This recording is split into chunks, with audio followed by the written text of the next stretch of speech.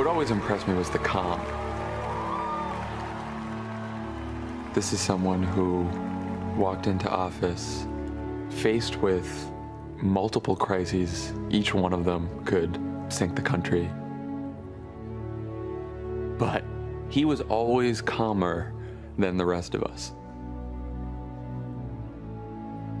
From his first days in office, the difficult choices he made as president would not only shape the country's future, but reveal the character of the man. This is an economy right now that can't find the bottom of bad news. Dire predictions. A once-in-a-century financial crisis. The 6 months surrounding January 2009 is the worst 6 months ever. Mr. President, millions of people are going to lose their jobs, financial systems locked up, and it could collapse. Tonight, a top GM executive warned, without help, the company will default. There is no plan B. As I looked around the room, there were so many brilliant people, but at the end of the day, there was only one man in that room who had to make the decision, and all eyes were on him.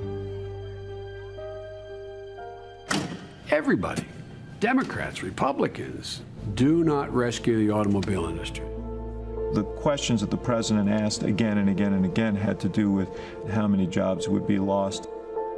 Whenever folks were arguing about numbers and politics, he was always the one who brought it back to people.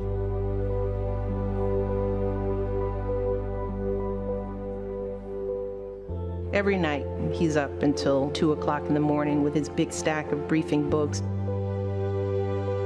That's what he's doing after the girls go to bed. He does his homework, analyzing the issues, ensuring that he has prepared. He really didn't care about the politics. He weighed the politics like any politician would. But at the end of the day, he was always willing to lose in order to do the right thing. Always.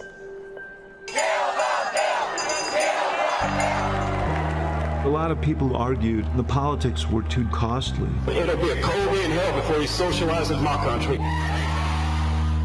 Rahm Emanuel came to him and said, you're going to have to pull the bill, because if you push this legislation, you will lose in 2012. He knew there'd be somewhere between 10 and 30 million people who would not get health insurance. Millions of people were being discriminated against by insurance companies. When you hear people more worried about the politics of it than what's right and what's wrong, I want you to think about the millions of people all across this country who are looking for some help. He's thinking to himself, if I decide not to push forward, what do I say to all those people who came up to me with tears in their eyes telling me that they need this to save themselves? And if that means that I'm a one-term president, then I'm a one-term president.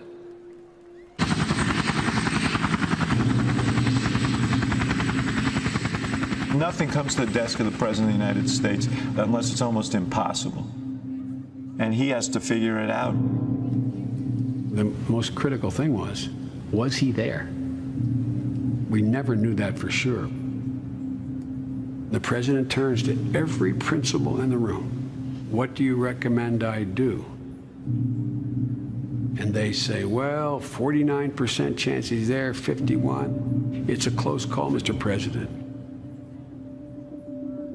He said, all right, thank you. He said, I'll give you my decision in the morning. It dawned on me, he's all alone. This is his decision. If he was wrong, his presidency was done. Over. There were times when he could not find a way. At least 14 dead, 50 injured after a lone gunman opens fire in a theater outside. There's been a shooting at a school in Newtown. This is the Sandy Hook Elementary School. There are reports of a shooting at a nightclub in Orlando where there were... I walk into the Oval. His head is down, and he hands me the speech, and he doesn't look up at me. He was too emotional. He wanted to ban assault weapons, he wanted to limit magazine sizes, and he wanted to impose a universal background check. Well, all three of those concepts are going to be on the floor of the United States Senate for a vote, and they're all going to lose. Congress literally does nothing. That's the closest I came to feeling disgusted.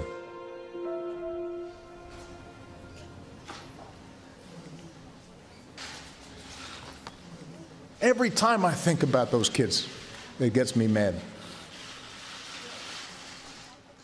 And by the way, it happens on the streets of Chicago every day. There's a part of him who thinks, I am in the most powerful office in the most powerful country on the planet, and I can't do anything to erase what just happened.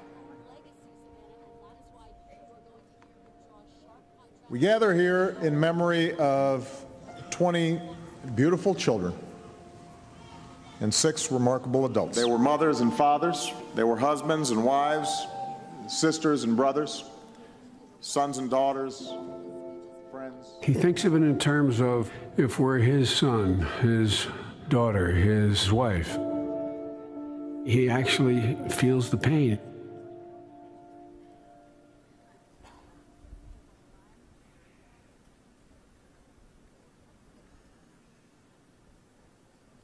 Amazing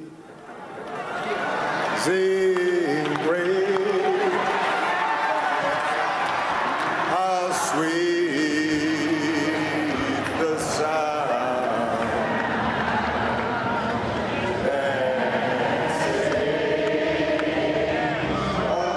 When we were lost, he asked us to believe and try to see ourselves in one another.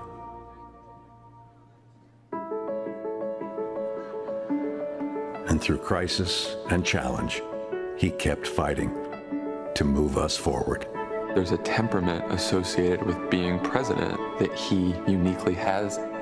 Eyes always fixed on long-term successes. Americans don't have to worry about insurance companies discriminating against them if they have a pre-existing condition.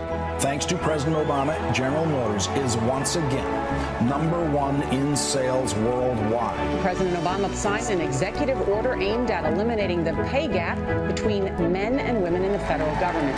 America deserves equal pay for equal work. Judge Sotomayor, are you prepared to take the oath? I am.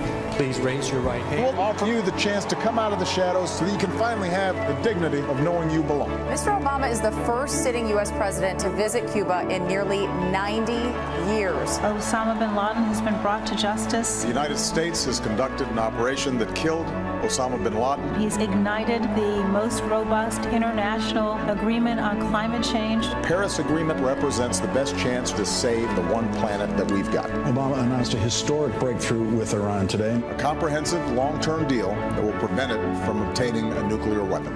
He has this deep conviction that at big moments when we need to, we can still come together as a country, and that out of a long political darkness, a brighter day will come. From the Supreme Court, we have read from the bench, there is a right to marriage equality. I repeat, there is a right to marriage equality. Today, we can say that we've made our union a little more perfect. That love is love. The Dow closed today at 10,000 points higher. That's the longest stretch of private sector job growth in our history. The First Lady said it best, being president has not changed who he is, it has revealed who he is. His core values, his principles, his temperament.